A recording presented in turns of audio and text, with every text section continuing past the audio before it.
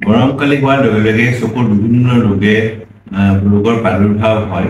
বিশেষকৈ চকুৰ সূৰ্য ৰশ্মিত এটা অতি বেঙুনীয়া ৰশ্মি থাকে, সেইটোক আল্ট্ৰাভায়োলেট ৰে বুলি কয়। সেই আল্ট্ৰাভায়োলেট ৰেটো চকুৰ কাৰণে বৰ বিপদজনক। তেনেকুৱা ক্ষেত্ৰত যদি দৰকাৰ পৰে তেতিয়াহ'লে যিসকলে ৰোগত বেছি অসুবিধা পায় তেওঁলোকে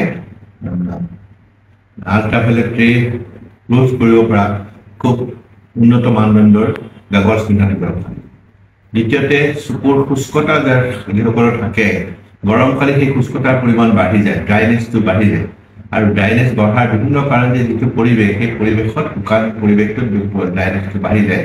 যিসকলৰ তেনেকুৱা ধৰণৰ ৰোগ আছে তেওঁলোকে শুষ্কতাৰ যিবিলাক ঔষধ ব্যৱহাৰ কৰে সেইবিলাক নিয়মিতভাৱে ব্যৱহাৰ কৰি থাকিব লাগে।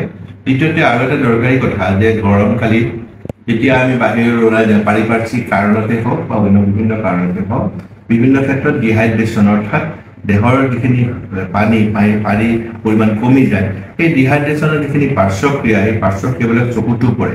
গতিকে সেইকাৰণে যিমানখিনি পাৰি পানী খাই থকাটো দৰকাৰ। সেইখিনি পানীৰ ক্ষেত্ৰতো আৰু এটা দৰকাৰী কথা আছে যে যদি বিশুদ্ধ পানী নহয়, পানী কিন্তু বহুতখিনি অন্যায় কৰিব পাৰে। সেইকাৰণে সকলোকে আহ্বান জনাওঁ যাতে পানী যাতে বিশুদ্ধ হয় আৰু সম্ভৱ হ'লে সদায় লগত পানী লৈ যোৱাটো দৰকাৰ। CTC আৰু অৰ্থডক্স চাহৰ অপূৰ্ব সংমিশ্ৰণ দিহিং পাটকাই চাহ। ইয়াৰ প্ৰতিটো চুমুকত আছে আমেজ ভৰা সতেজতা। সেয়েহে মোৰ একমাত্ৰ চইচ দিহিং পাটকাই কৰক চাই। অসম আৰু অসমীয়াৰ গৌৰৱ। আপোনাৰ দিনটো সতেজ কৰক দিহিং পাটকাই চাহেৰে।